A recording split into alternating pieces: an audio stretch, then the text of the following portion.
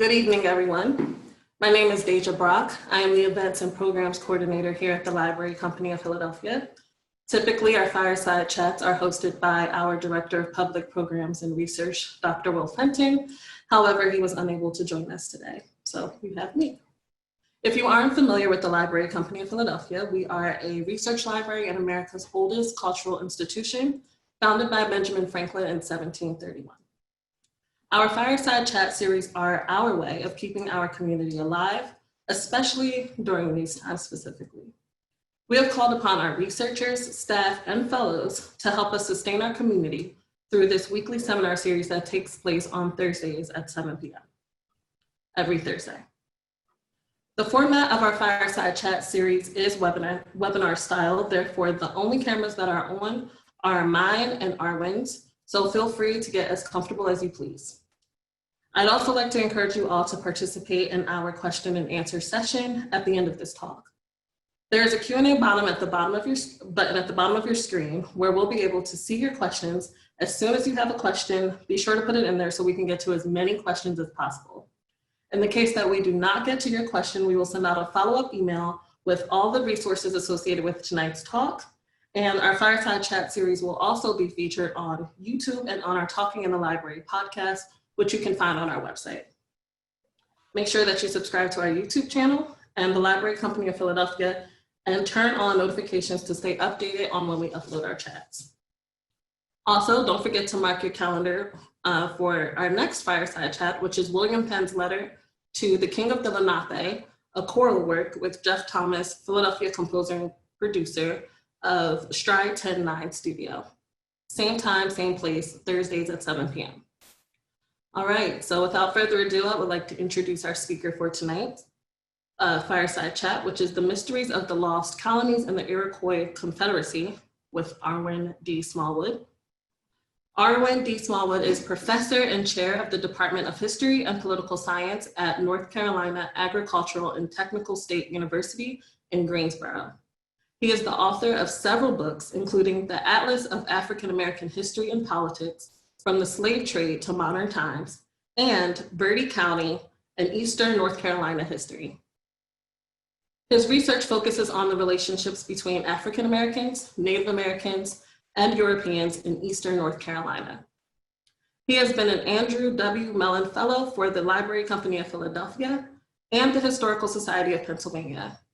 He's held the American Philosophical Society's Library Resident Research Fellowship and the recipient of their Franklin Research Grant, a fellow for the John D. Rockefeller Jr. Library of the Colonial Williamsburg Foundation, and Archie K. Davis Fellow of Northern Carolina Society, a Joel Williamson Visiting Scholar of Southern Historical Collection, and a Gilder Lehrman Fellow. Arwin, thank you so much for joining us tonight. Well, thank you. Again, it's an honor to have the opportunity to be a part of the podcast sponsored by the Library Company and to be able to speak with those who have joined us tonight. I'm going to do a slide presentation, so I'm going to go ahead and share my screen with the audience. And I will, basically move through the slide presentation during this presentation. Okay, so why Mysteries of the Lost Colony and the Iroquois Confederacy? So how do these two things, connect? And so I decided to start by just having a simple explanation of why there is this connection between the Lost Colony and the Iroquois Confederacy. When I started my research a number of years ago, many years ago now, almost 30 years ago, I was interested in a community called Indian Woods, which is in Bertie County, North Carolina. And it was a reservation that had been given to the Tuscarora Indians. And although in Pennsylvania and New York, people in Philadelphia and New York are very familiar with the Iroquois Confederacy and very familiar with the Tuscaroras as a part of that confederacy, their homeland was in North Carolina, and many people in North Carolina were not very familiar with the Tuscarora, although they were the nation of Indians that pretty much dominated the state of North Carolina, at least Eastern North Carolina, for much of the colonial period. So I read a piece by Elizabeth Coombs called The Tales of the Tuscarora. And that piece basically was a collection of oral interviews with remnants of the Tuscarora who were scattered from North Carolina to the Ramapo Mountains of New Jersey, right through New York State and into Canada. And she had gone and talked with the various peoples and collected these stories. And one of the stories, the very first story, was actually about their association with the destruction of the lost colony in North Carolina. And as a result of that, how they had blended or mixed with the whites and then also Africans who were brought into the area. I've had the opportunity to participate in the Iroquois conference Conference on Iroquois Research for quite a few years as well. And through that conference, interacting with other scholars who do work on the Iroquois and on the Iroquois Confederacy, I've learned a great deal about other pieces that have come up, particularly by Charles Ray, a piece that was written about the Seneca. He had excavated a number of Seneca burial mounds, and they had found an unexplained body in the Seneca burial mound, which was the body of a young African-American or African female that dated to the 1580s. And that was not really fully explained. And it was Kurt Jordan who wrote a book on the restoration of the Senecas that talked about the Seneca Nation and the Wampum trades that turned me on or introduced me to that. So without a lot of delay, I'm just trying to give some background as to why I became interested. And the reason is because the Tuscaroras are the only nation of Indians in North Carolina that had claimed to have destroyed the lost colony and had extensive involvement. And so I followed that trail. And again, by going to the library company, the Philosophical Society, and a number of other research libraries, I've pieced together for you this evening this story that I will tell you about the connections between the lost colony and the Iroquois Confederacy. First of all, it's important for you to understand that when we talk about the Iroquois name was given to the Six Nations or Five Nations by the French, but really they're called the Haudenosaunee people.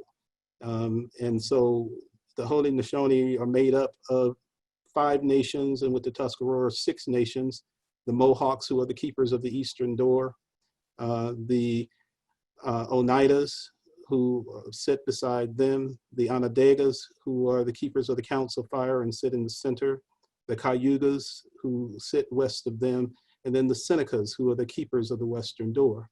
And then the Tuscaroras were a part of the Iroquois Confederacy and officially rejoined the Confederacy in 1722. But according to many Tuscaroras that were scattered throughout the eastern seaboard, they had always been a part of the Confederacy and had always interacted with and traded with the Confederacy. It is clear that they were connected, that all the Iroquoian people are connected. There's one common origin of the Iroquois people, and then they all branch out from that origin. And you have the Cherokees, who branched off first, then the Tuscaroras, who branched off, and from the Tuscaroras, the Nottaways of Virginia, and then the Meharans of northeastern North Carolina. Then you have, of course, the other Iroquoian people, the Hurons and the Wyots and the Senecas, Cayugas, Onondagas, Oneidas, Susquehannas, but all the other Iroquois people basically come from this one Iroquoian group. And this one Iroquoian group really originated in the Ohio Valley at the great city of Cahokia. And after some, we're not quite sure, natural disaster or whatnot, the Iroquois people were spread to the east. And the Cherokees, of course, splintered off and moved into Tennessee and down the Appalachian Valley. The Five Nations moved up into New York State, which would become their homeland. And then the Tuscaroras moved down the Appalachian Valley into eastern North Carolina and southeastern Virginia with their kinsmen, the Nottaways and the Meharans. Cherokees, once in Tennessee, Tennessee originally was occupied by the Muskegon people, basically absorbed many of the Muskegons, Creek people, and really become more Creek than Iroquois. Although it's clear linguistically and culturally they were connected to the Iroquois, they separated early and became so involved with the Creek nations that they really developed a culture that was quite different. The Tuscaroras come down out of the Appalachian Mountains, following the Roanoke River and the other river systems draining into eastern North Carolina and southeastern Virginia. And then the various groups, the Nottaways, the Meharans, the Tuscaroras, settled themselves along these river systems in eastern North Carolina that drain out to the Atlantic Ocean. They moved from those upper river systems down into the lower river systems, or the systems in central North Carolina, and eventually to southern North Carolina, settling along the Tar River as well as the Neuse River during this particular time period. And then stopping at pretty much the Cape Fear River. So everything pretty much north of the Cape Fear River, which incorporates Raleigh, parts of Greensboro, everything north of the Cape Fear basically was the hunting grounds and the territory of the Tuscarora Indians, who were populating and settling eastern North Carolina. If we were to look at a map and you want to understand something about Iroquois people in terms of culturally, they're language groups. Like you have French, you have German, you have the English, you have the Dutch. The Iroquois language group is a language group, and the Iroquois people were connected. And this map highlights the Iroquois people in the homeland for the Five Nations, and then also the Hurons, who are north of the Five Nations. And then of course the Tuscaroras, the Meharans, and the Nottaways in eastern North Carolina. In terms of territories, again, generally speaking, the Virginia Indians are bordering, and they are Algonquin Indians, bordering them in Virginia, but the Meharans are starting somewhere near south of Richmond, Petersburg, and coming on down into North Carolina. And then the Tuscaroras, of course, from throughout eastern North Carolina, covering all of the major rivers that drain into the Albemarle and Pamlico Sound and into the Atlantic. The neighbors of these nations, of the Iroquois or the Tuscaroras who were in Virginia, North Carolina, are listed here, and you can see them pretty clearly. The Nazmans, the Chowan, the Chesapeake Indians, of course, Pamlico and Roanoke Indians down in southeastern North Carolina, and the Neuse. But this is basically the layout of the native nations of North Carolina prior to the arrival of Europeans. And of course, again, the expansive nature of the nations in eastern US, they were what we call Eastern Woodland Indian nations. And although the Cherokees lost their contacts with the other Five Nations or other Haudenosaunee people, they were still affiliated with them and connected to them. Iroquois are very important to understand because they had a major empire, one of the most influential empires in the history of the Western Hemisphere. When we think of the great native empires, the Aztecs, the Incas, the Mayans, the Northwest Pacific Coast Indians, the Iroquois are one of the groups that is there as a major Indian group. And because of their relationship with the Tuscarora Indians in eastern North Carolina, who were major trading partners with the Iroquois, and we find this in some of the Iroquois burial mounds where we have seashells from the Outer Banks of North Carolina that we see there. It's important to understand that they had not only a kinship, or a friendship and a family. They were not only family, and they took husbands and wives from each other's nations, but they certainly traded. And it's important to understand, I'll revisit this again a little later, but with the trade goods, it's important to understand that seashells was the most prized commodity that the Tuscaroras controlled, and that they traded with their kinsmen to the north and also with other Indian nations to their south, the Catawbas, the Yamasees, the Cherokees, the Creeks. Seashells were valued by native people the same way Europeans valued gold and silver and precious stones. And so the Tuscaroras' easy access through their river systems to the coast and to the Outer Banks of North Carolina allowed them to gather seashells that they then traded to their kinsmen. And all of the Iroquois and most of the Eastern Indians used seashells to make wampum belts, and wampum belts had great, spiritual, financial, and historical significance. The making of the wampum belts, I equate it with hieroglyphics. that if you are able to read which the chiefs and the clan mothers were, you're able to read those wampum belts, you get the full history and chronology of treaties and relationships between not just other Indian nations, but later the Europeans who arrived and began to negotiate and trade with the Iroquois Confederacy. These are examples of the seashells that they collected. It's a purplish seashell, and you find them along the coast of North Carolina. And these shells would be polished and made into beads, and then they would be strung together to create wampum belts. And it took a lot of effort, a lot of skill to do it. So the belts meant a great deal to the Iroquois people, to the chiefs, the clan mothers, and all the members of the nation. And the fact that the Tuscarora had access to these shells really gave them a special place in the Confederacy. And according to the Coombs manuscript and these Tuscaroras that were interviewed, the Tuscarora were considered the Fort Knox of the Iroquois Confederacy due to their access to the sea and their control of the trade in seashells, which was valued. So oftentimes when we think of the Iroquois Confederacy and we think of the Iroquois Empire, we don't necessarily realize that it stretched into North Carolina and Virginia, and that the Meharans, the Nottaways, and the Tuscarora were also a part of that great empire and remained their kinsmen and remain allied with them through the period before the arrival of Europeans, and of course, definitely during the period following the arrival of Europeans. So if you want to understand the lost colony and what happened to the lost colony, now I'm bringing it back, you have to understand the Indian nations, and you have to understand the Indian nations that were where they were located and where they were in place during the time in which the English and the other Europeans began to make contact with them. If we understand that and then kind of understand the events that unfolded, we would have a clearer sense of, what happened to the lost colony and how certain peoples that are scattered throughout the eastern United States may be connected to, the Tuscaroras and these people who blended with Indian populations in eastern North Carolina.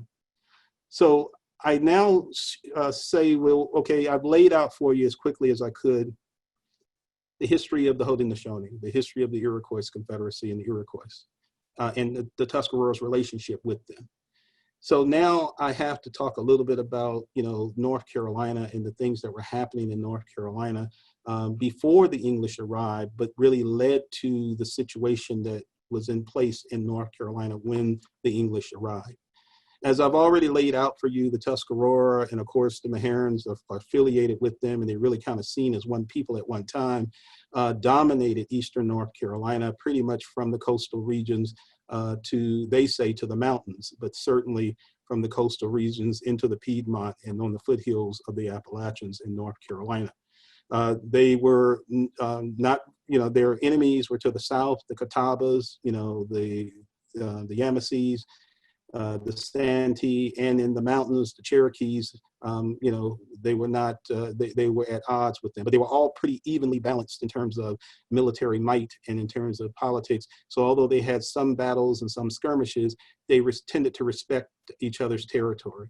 And so it's important to kind of understand the dynamics of this. And when we start talking about, European contact, one of the first things to remember is that prior to the arrival of the English, there were other European explorers who did make contact with the North Carolina coast. And the most well-known of these explorers was Verrazano, who actually stopped near the mouth of the Cape Fear River. He sailed up the Outer Banks, stopped in the southern part of the Outer Banks, just south of Cape Lookout area, and up near Nag's Head, just on the outside of Roanoke Island. So you have Roanoke Island, you have part of the Sound, and then you have the Outer Banks and then Nag's Head. So there had been whites and Europeans who had visited North Carolina, who had kind of gotten an assessment of the fact that there were native people there and some sense of what those native people looked like. He did document, in his writings, what the native peoples looked like that he encountered. And he noted that as you got further north, that the native people seemed to get a bit darker, and that the native people to the south were, a bit, lighter. And we learned later that one of the reasons for that is that the Tuscaroras had a habit of putting bear's oil. They ate bear and they used the oil of the bear, and they would rub the bear's oil over their skin, and it made them appear darker than they were.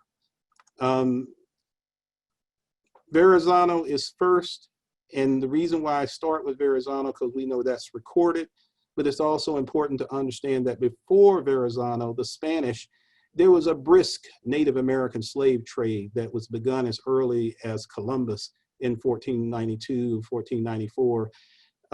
The Europeans, the Spanish, when they encountered Native people, they took a number of Native people as captives and as slaves, particularly women, and they took them back to Spain and they sold them as concubines to Europeans. So there was a trade in slaves. The Spanish were constantly coming along the coast in Central America, South America, Mexico, the Caribbean, and certainly the North American coast, North Carolina and other places, seizing when there was an opportunity, Native people, particularly women and children, but Native people, and taking them back to Spain and or taking them to other parts of the Spanish Empire in the Western Hemisphere.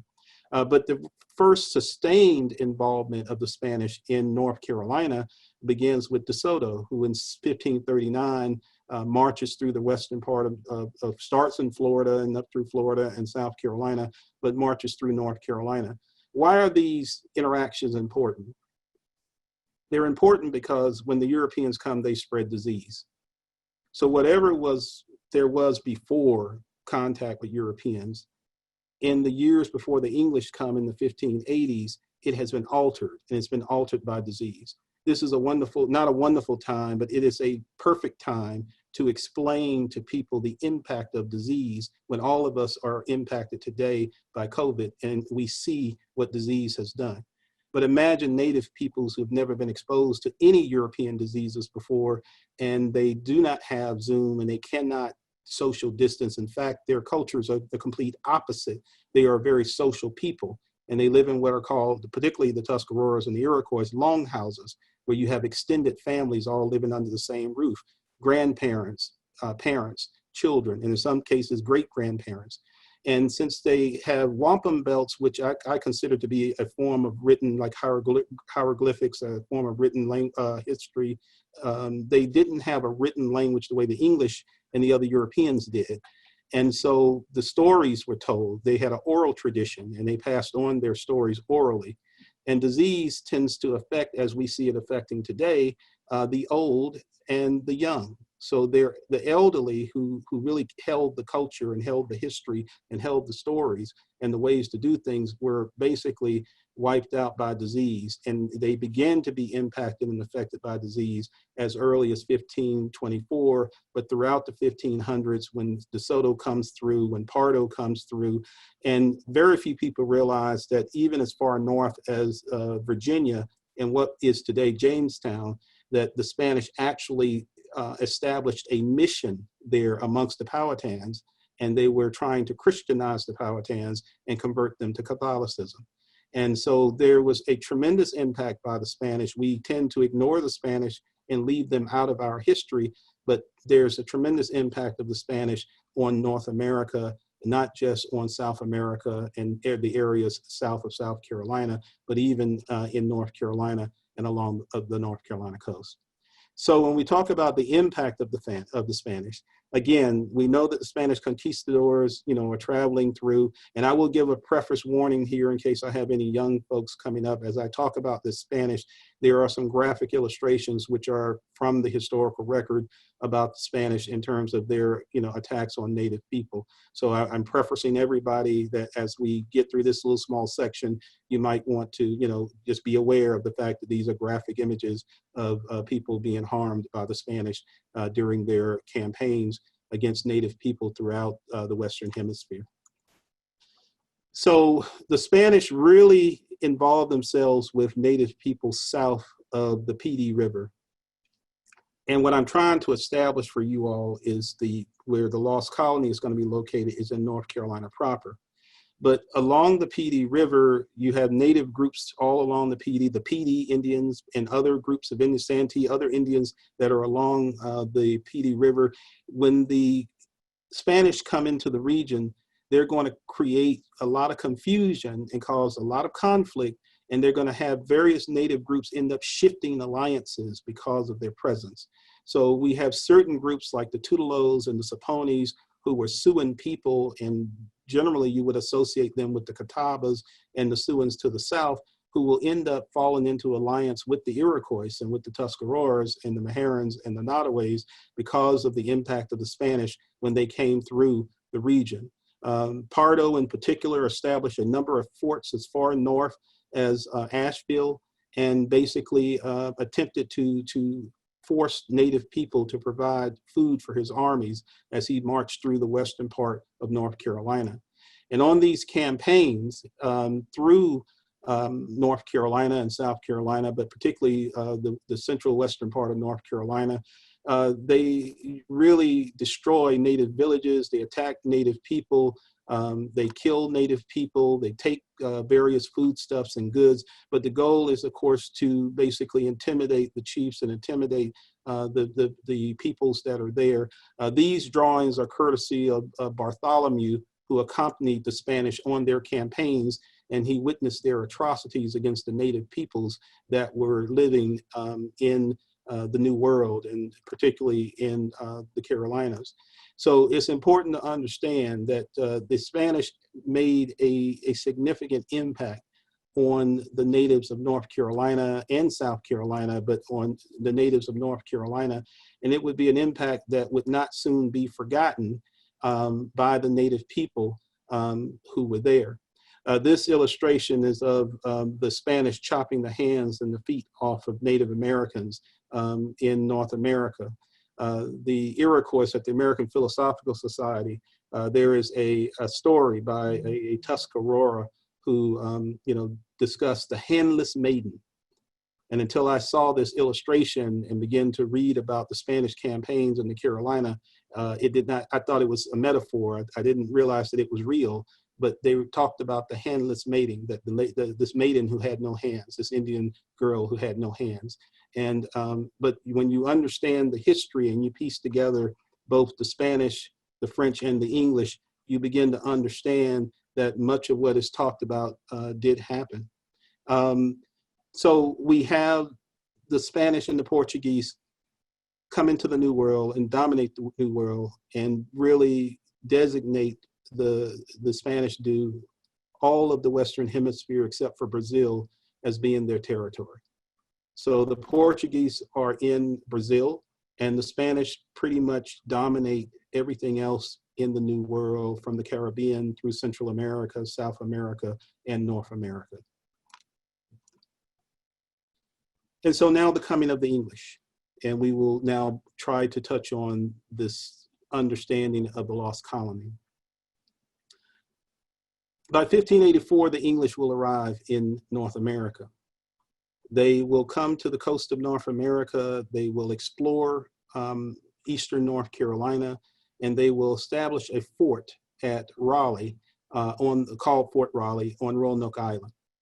It's important to understand that this is the first area, North Carolina is the first area that the English attempt to settle.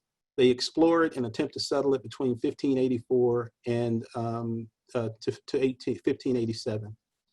And it also is the first area that the English introduce Africans. They introduce Africans into the area in 1586, a year before they introduce whites, and 33 years before Africans are introduced into Jamestown, Virginia in 1619. If you want to understand the lost colony and some of the remnant peoples who are descendants from the lost colony, you have to understand the complete history of North Carolina and these Africans that were brought and what happened to them. Traditionally in North Carolina history, the question isn't asked if it's even known. Most North Carolinians don't really even know that Sir Francis Drake brought over 700, a near regiment is about 1,000 Africans that he had picked up in the Caribbean. And I'm going to come back to that shortly. And that as a reward for their service, he released them in North Carolina.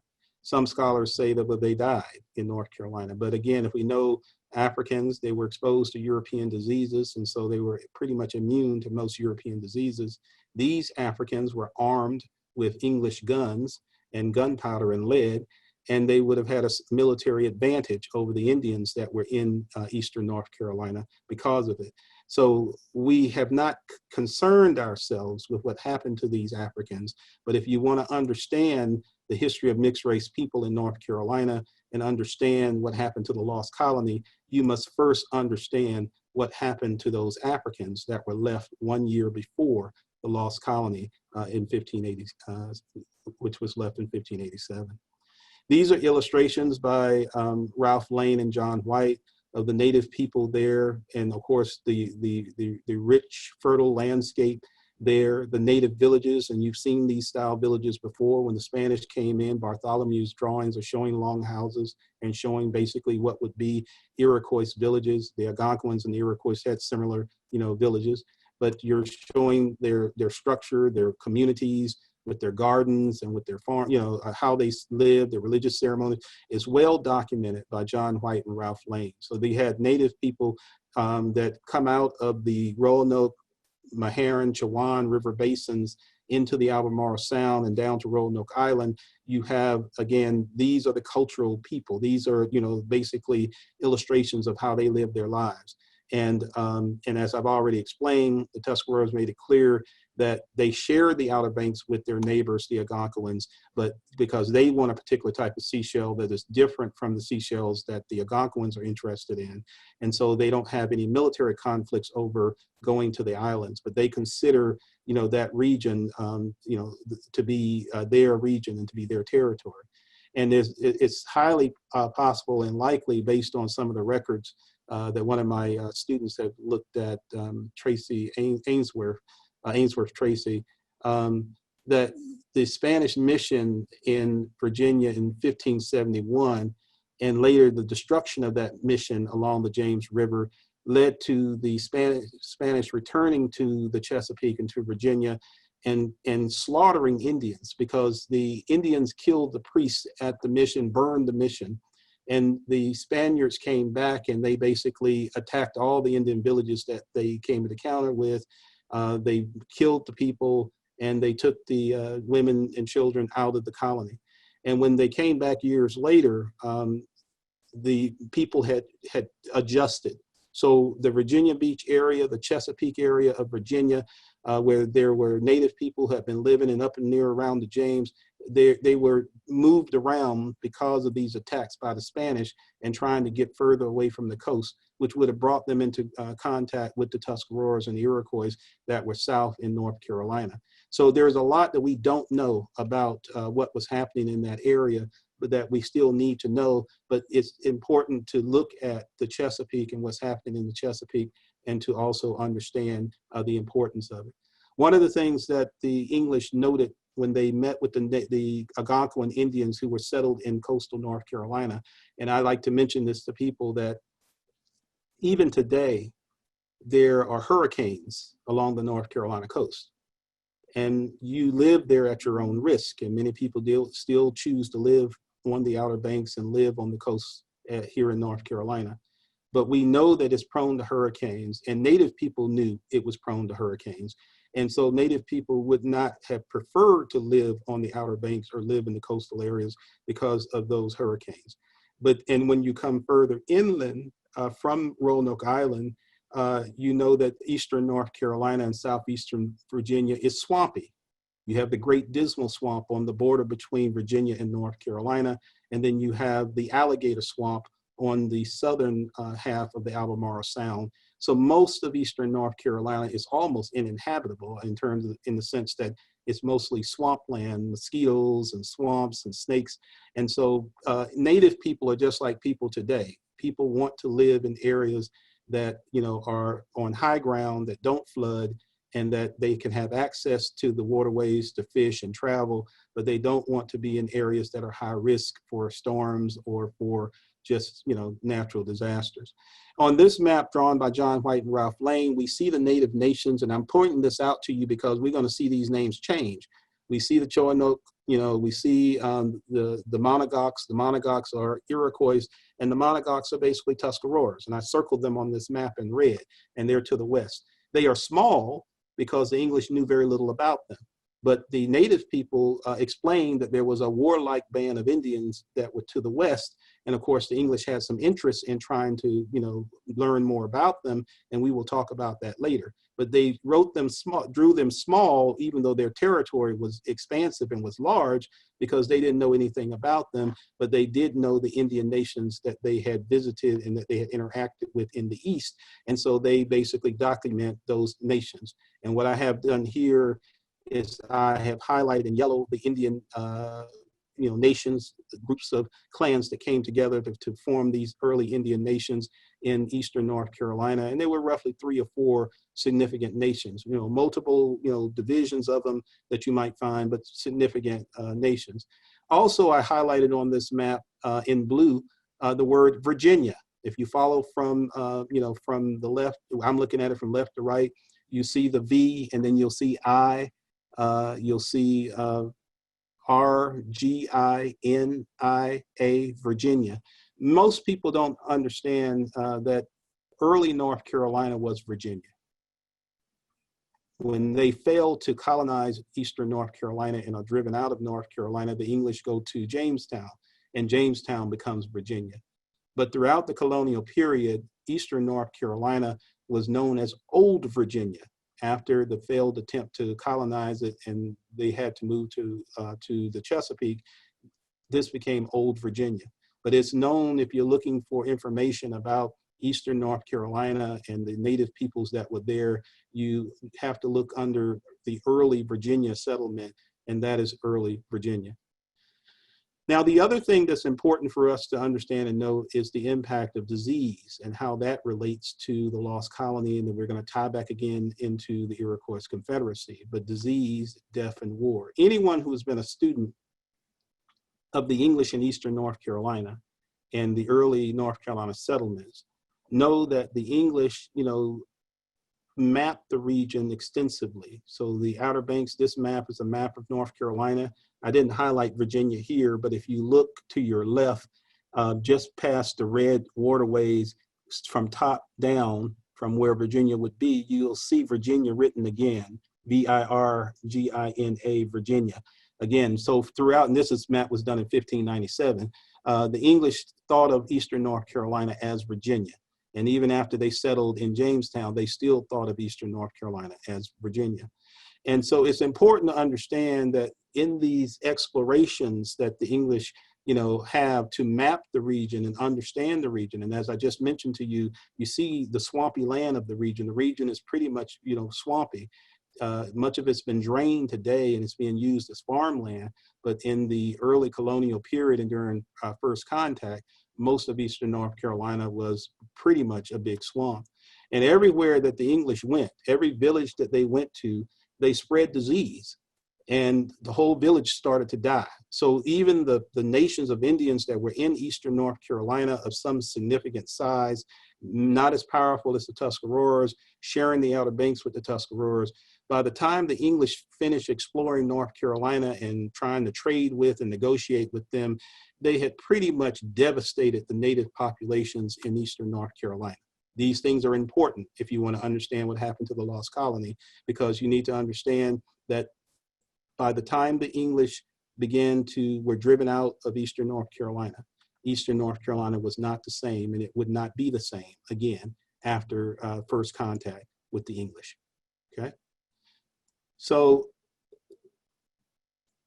when the English attempted to go up the Roanoke River to the territories of the Monogoks, or what were the Tuscaroras attacked them. They would not allow them to get into their territory. And one of the things, beginning as early as 1586, one of the things you learn from the colonial records about the Tuscaroras was that they were a very secretive people, and that they did not trust, the English or any of the other Europeans, and they did not initially allow them into their territory the way the Algonquins did along the coast and in Virginia when we talk about the Powhatan Confederacy. That is very important because they do not share their strategies, they do not share their thoughts, they do not share information with the Europeans or even with some of their Indian neighbors, but they do communicate with and share and trade with their kinsmen, the 5 nations to the north. And so it's important to understand that. If we talk about the lost colony, I figured I'd take the opportunity that in Bertie County today, people have found what they believe to be Site X, where they're in the process of excavating the area, and they find Elizabethan artifacts along with native, artifacts in this area that's being excavated. And so this tends to, support this, this story by the Tuscaroras, about, their involvement with the destruction of the lost colony and where their territories are. And while we're on this map, I'll take the opportunity to say this too. So you say, well, how is it that we don't know anything about these things? How is it that this story is not told or it gets lost? It's important to understand that during the Tuscarora War, which I will touch on, a little later, the Tuscarora nation is going to be shattered. During that war with the colonists in North Carolina, the nation's going to be broken and it's going to be shattered. And what I always compare it to is like taking a plate or taking a mirror and you drop it on the floor, or glass, you shatter it on the floor and shards go everywhere. And you sweep up what you think are the shards and you put them in the garbage, but then you may be walking a week later, 2 weeks later, and you step on a shard of glass, that was from that glass that you shattered or from that mirror you shattered. The Tuscaroras were shattered and scattered. I call it the Tuscarora diaspora.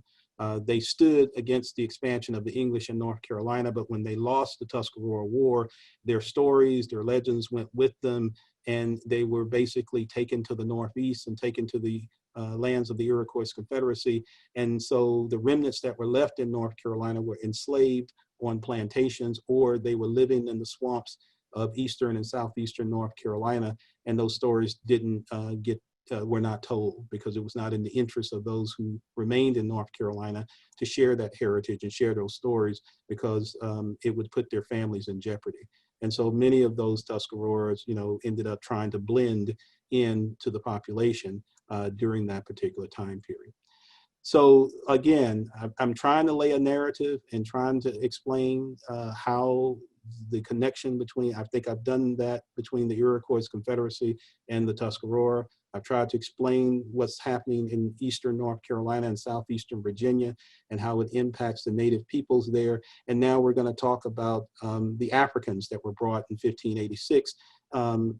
Really was a regiment that Drake had basically put together to attack Spanish ships and Spanish islands in the Caribbean. This is the historic map of that voyage and that regiment, that he produced. A typical regiment has about 1,000 men, and he lost some of the men. But when he got to North Carolina, he still had somewhere between 600 and 700 Africans and West Indians and Moors that he had basically picked up as he attacked islands. Sir Francis Drake took a fleet of ships from England to attack the Spanish in the Caribbean. You can see in the center of the screen that fleet of ships. It's in the middle of the Atlantic crossing over. It shows the different places that they stopped and they raided in the Caribbean and on the tip of South America, and then up through and around Cuba, and eventually up the coast of Florida. Wherever he went and wherever he attacked, he freed slaves, and he promised the slaves their freedom if they fought for England. And so he took those slaves with him up to North Carolina. And the last stop, of course, was Fort St. Augustine's in Florida. After attacking there, he moves up to North Carolina, and he will basically drop off those slaves as he had promised at Roanoke Island. And he will pick up some of the early explorers that were left in Roanoke Island. When he leaves Roanoke Island, he leaves over 600 Africans and other maroon soldiers on Roanoke Islands. And as I said before, 33 years before the arrival of Africans to Jamestown.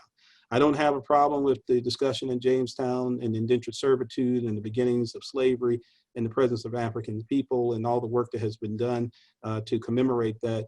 But I do believe that it's important that we understand that here in North Carolina, our history and heritage runs deeper, and that most of the Africans, these 600 Africans that were left in eastern North Carolina, they basically were free people, and they operate as free people in the swamps of eastern North Carolina from the time that they are dropped off really right on through into the colonial period. In fact, there are descendants still, and we'll talk about the Machapungas and the Bear River and the Mattamuskeet people. There are still descendants of these people still in Hyde County and in parts of eastern North Carolina, south of the Albemarle Sound. In this group, we have Muslims, we have Moors, we have West Africans, we have some Jews, and we even have some Native Americans who were from the Spanish islands in the Spanish Caribbean. All of the Caribbean belonged to the Spanish. We didn't have, the French-speaking islands and the English-speaking islands and the Dutch-speaking islands. They all belonged to the Spanish, or the Spanish had control of all of them. And then we'll see the Europeans fight with the Spanish for control of certain islands, and that's when we'll get islands like Jamaica or Barbados, or we'll get like, Aruba, the Dutch Antilles, because these different nations will fight with the Spanish and take islands from the Spanish and use those islands as sugar islands to produce sugar. But these raids by Drake amassed an army, a diverse army of what were considered Africans and what would have been considered undesirables in the Spanish, in terms of fighting against the Spanish, because these people had been enslaved, and they joined with the Spanish to fight against joined with the English to fight against the Spanish during the colonial period. This map is important because I've showed you an earlier map of Eastern North Carolina. And in that earlier map of Eastern North Carolina, I showed you the native nations that were there. This is a later representation just prior to the Tuscarora War, where you have the upper Tuscaroras and the lower Tuscaroras, and then you have these other groups of Indians, the Choanoks and the Machapungas, the Pamlico, the Bear River Indians. The Machapungas in particular, who dominate, what is Hyde County in and around the Alligator Swamp and the Alligator River. The Machapungas basically were Black Indians. They did not exist when the English came in 1584, 85 and mapped the region. By the start of the Tuscarora War in 1711, you have the Machapungas and the Mattamuskeet and the Bear River, all these what we consider Black Indians in Eastern North Carolina that did not exist before. The other interesting thing about the Machapungas is that many of the Machapungas, and I've met with some of their descendants today, the son of one of the last chiefs of the Machapunga, one of the things that they had genetically is they had 6 fingers. Many of them had 6 fingers. And I'm going to connect that later when we talk about the Tuscaroras and these people with Melungeons in the mountains who sometimes have claimed to have 6 fingers. The other thing with Tuscaroras and these coastal Indians, they all end up blending together and coming into one confederation, is that the Tuscaroras had blue, green, and gray eyes from absorbing the white women from the Roanoke Island. There were huge numbers of them all throughout the Tuscarora Nation with blue, green, and gray eyes. And it became known as the Tuscarora Eye, and later became known as the Evil Eye after their defeat during the Tuscarora War, because many of the Tuscaroras ended up blaming the Tuscaroras who were mixed with whites for the loss of the war. And contrary to what we see happening a lot with Native people today, in the colonial period and early antebellum, but colonial period after the Tuscarora War, many of the Tuscaroras, did not particularly care for the English. And so Tuscaroras who had European characteristics, who had blue eyes, green eyes, gray eyes, sometimes they had red or auburn hair. These people were often, rejected by the rest of the Tuscaroras. And this led to a fracturing of the nation, because the war itself was devastating, and it caused, the loss of Eastern North Carolina to the English. And then the fact that they began to, have disagreements or conflicts amongst themselves about those Tuscaroras who were of different colors and had different colored eyes, it only accelerated the breakup of the Tuscarora Nation and the scattering of the Tuscarora people throughout North Carolina and throughout the eastern US, really, following the Tuscarora War. So I'm going to pause here and get ready to ask questions. But I think that it's important, for people to kind of understand, if you want to know what happened with the Lost Colony, you got to understand what happened to Drake's 700. You got to understand the native people that existed in the region prior to the arrival of these people, and then what developed afterwards. Because once the whites they push from east to west. Once they defeat a nation of Indians, they either enslave them, they exterminate them, and they certainly take their lands and they push them west. And so no nations come back. If you don't come back into English settlement and start a nation again, you are pushed off of your land, and then you basically are going to become enslaved, or you're going to become dispossessed. You can live in the swamps, which we see happening with a lot of these remnant peoples, but otherwise you cannot live well. And then the Tuscaroras, as a closeout, the Tuscaroras leave Eastern North Carolina after the war. They relocate to New York, and in 1722, as I said before, they become the sixth nation of the Iroquois Confederacy, the most powerful Indian confederacy in the history of North America. And the Great Law really is the foundation of our U.S. Constitution. And we could talk about that as well in terms of there being a true democracy. They had a true democracy. So I'll stop there, and I guess it's time, we can have time for some questions. Yeah, so thank you so much. So we do have a few questions. The first one is from Rebecca Fetcher. She asks, do you have any thoughts on the Eno, Wayanoke, Shakori peoples that are known to have interacted with and lived with the Tuscarora? They have stories and reports coming from Jamestown about these peoples possibly holding lost colony captives. Exactly. Saponi people, as I mentioned before, and that's one of the reasons, and I'm putting these thoughts together, right? One of the reasons I showed the PD rivers to show that some of the Siouan peoples, end up, being, disrupted by the Spanish and then creating alliances with the Tuscaroras. There are still Saponi people here. There are Tutelos that live with the Six Nations on their reservations. Yes, as traditional native areas are taken by whites and native peoples are decimated by disease and war, native people started to come together and they started to intermarry with one another. They already had friendships and trading, trade routes and trading and military alliances even before that. But as they are shattered and they're moved from their ancestral areas, they further seek out people like themselves. And we know genetically, for example, really all the peoples in Eastern North Carolina and Southeastern Virginia were genetically the same, because they would raid each other's villages from time to time, and they would take each other's women and children, and they would intermarry with each other. So genetically, they were all about the same.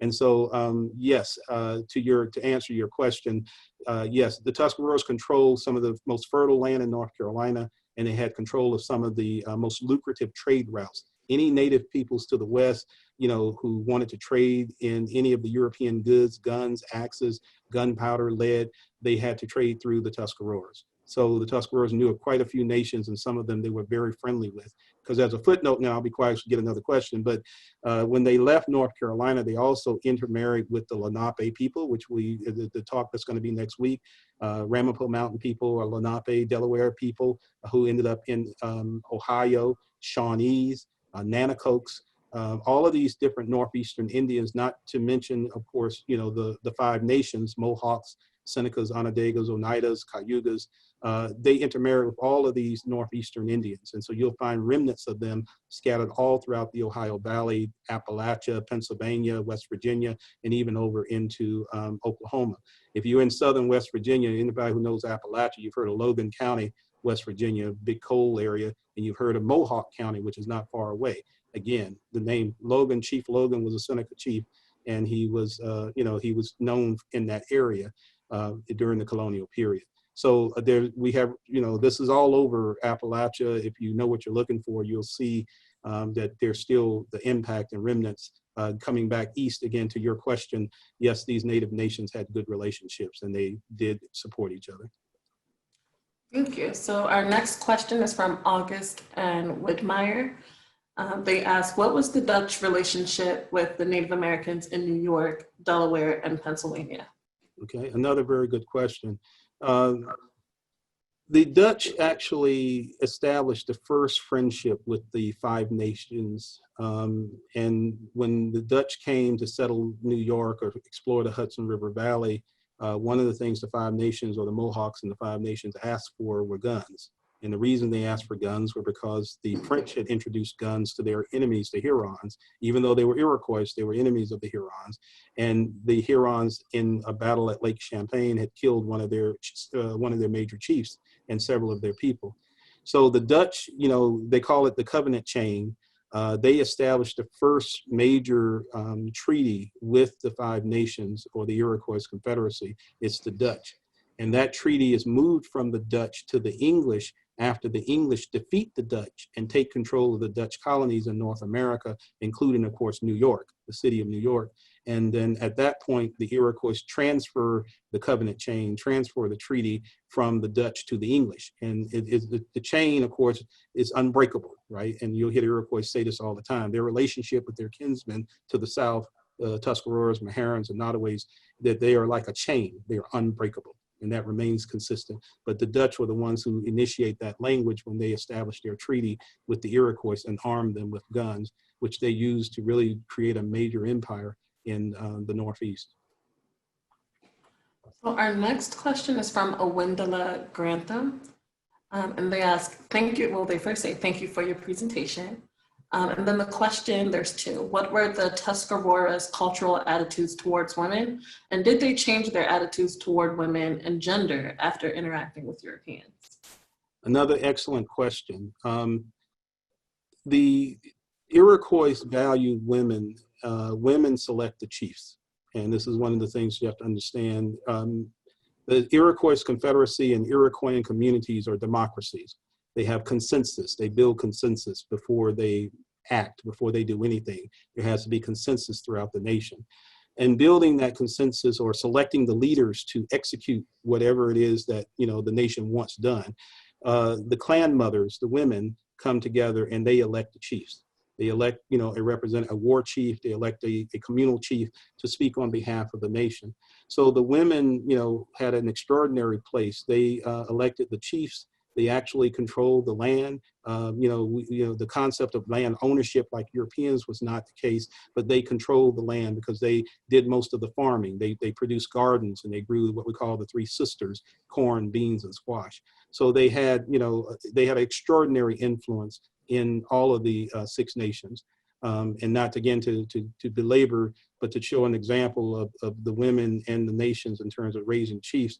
The Iroquois had great conflicts with the French, and one of the pieces, the French called for a peace, and they all brought all the chiefs together to meet with the French to decide the peace. During this meeting, all of the chiefs were taken and sold into slavery and shipped to the Caribbean, to the French islands in the Caribbean, and sold into slavery. And the clan mothers raised up new chiefs. They appointed new chiefs, and the Confederacy continued to operate. This would have been in the 1600s. So it's important to understand that the women had an extraordinary influence. Now, in terms of today, I would say they still have an extraordinary influence. I know the Tuscarora Nation of New York, they still have the traditional ancestral clan mothers. In other words, the bloodline is through the women. You are a Tuscarora because your mother was a Tuscarora, your grandmother, your great-grandmother, your great-great-grandmother. The bloodline runs through the women. You are the nation, or a member of that nation, because of your mother. And I know that the Tuscarora Nation in New York, they still have the women who are descendant from the original women who founded the Tuscarora Nation, who come out of the original Iroquois people and founded the Tuscarora Nation. So yes, women still have an extraordinarily important role in the Tuscarora Nation, and I would still say amongst the Iroquois people even today. I think we only have time for a few more questions. This one's from Marie Smith, and she asks, where exactly were the Machparga people located in North Carolina? I think they're meaning the Machapungas, right? I believe so. Yeah. So Machapungas, the Machapungas were in kind of south of Hyde County. If you know North Carolina and you know Eastern North Carolina, if you were to take Highway 64 down through Eastern North Carolina, it takes you across the Roanoke Island and then out to Nags Head to the Outer Banks. And so when you're driving that way, if south of there is Hyde County, and that's where the Machapunga people were. And it's really, it was swampland during the colonial period, and pretty much almost all of the colonial period. It wasn't until more recently that they began to drain that area, and now you see a lot of large farms out there where they're farming peanuts or corn or whatever. But they have pumps that are pumping the water out of the land, constantly pumping the water out of the land. But that whole area there was really swamp. But that is their home area. And like I said again, the Machapungas did not exist prior to the release of these Africans in that region, and it's near what we call the Alligator Swamp and the Alligator River. They didn't exist until after those Africans were released. And again, that characteristic of that 6 fingers, again, Tuscaroras and the Machapungas intermarry, and you'll find some Tuscaroras that have that characteristic as well, along with those eyes, which we call the Tuscarora eye. This next question is from Tanya Blair. She asks, were the first 600 Africans brought in by Drake baptized or Christians?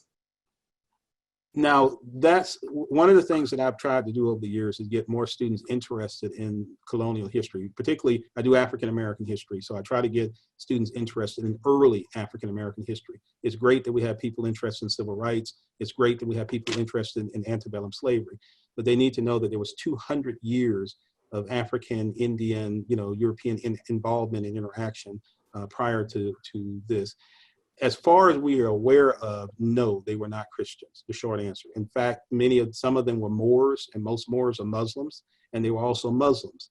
And we know there were a few Jews, so they were not a Christian in the sense that Jews are Christian, but most of them were Muslims and Moors, and even the Moors were basically Islamic. So many of these early people would not have been Christians, and they would not have been with the English long enough to really become Christians, because the English weren't interested in, trying to convert them or anything. They needed an army, and they were trying to attack the Spanish. And as a footnote to these people and what they did, that raid by Drake amassed so much wealth, so much money, so much gold and silver, that when he got back to England, they used that money to build the English fleet, which became the most powerful navy in the history of the world. And then as they finally colonized North Carolina, even Eastern North Carolina, the forest of Eastern North Carolina, the pine forest of Eastern North Carolina were cut to build that British Navy. And the pitch and resin was used to, to patch the ships. And basically from Eastern North Carolina, from the service of their Black soldiers, the English built the most powerful Navy in the history of the world. And as they would say, the sun would never set on the British Empire until the rise of the Nazis during World War II. All right, so our last question is from Patrick Williams, and he asks, is there any truth to the Lumbee or Kahari being descended from the lost colony? Again, what I would say, and I saw an interesting piece really in preparing for this, where there is question, if you know the Lumbees, you know that some of their major heroes, Henry Berry Lowry, he was a Tuscarora.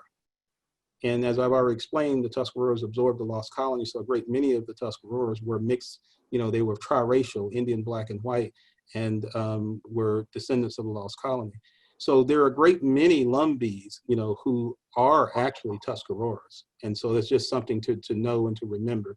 So I wouldn't say that they're not. I don't know the history as well, but I do remember that there was not a nation of Indians called Lumbee. I've shown you all the Indians in Eastern North Carolina, and I have all the Indians in North Carolina. There was never a nation of Indians called Lumbee. Lumbee was a name that they gave themselves to the state of North Carolina to be recognized as Indian people. So they would have to be descendants of some of the Indians that were native to North Carolina and or to South Carolina. So I would not say that they would, I wouldn't have a, I would not say that they're not. I don't know the families or know the people, but I wouldn't say that not. If they feel that they are connected to the lost colony, the question is, though, what are their nation? Because I saw a piece about Croatan, and that it was about Croatan village, which was a Tuscarora village. And so it's just, this is the kind of work that needs to be done. There's still more work that needs to be done to fully help people understand the Native peoples and the relationship between Native peoples and African people in Eastern North Carolina, because there's still quite a large number of Native Americans and mixed people in Eastern North Carolina. There's always work to be done. Well, Arwin, thank you so much for joining us, and thank you all for joining us tonight. Just a reminder, this presentation is recorded and it will go out via email to all of you. So in the case that you missed anything, you can always go back and watch it that way. Also, Arwin has provided us with resources and links for you all to see. So those will also be embedded in the email. Again, thank you for attending, and you can also listen to this presentation on our Talking in the Library podcast. And I'll also like to invite you all to join us again next week For our next fireside chat, which is William Penn's Letter to the King of Lenape, a choral work with Jeff Thomas. He's a Philadelphia composer and producer at Stride 10-9 Studio. So to register for the next chat, visit www.librarycompany.org/fireside chat. And we hope you all can join us again. So thank you for attending. Arwin, thank you again. Thank you. You all have a wonderful night. Thank you.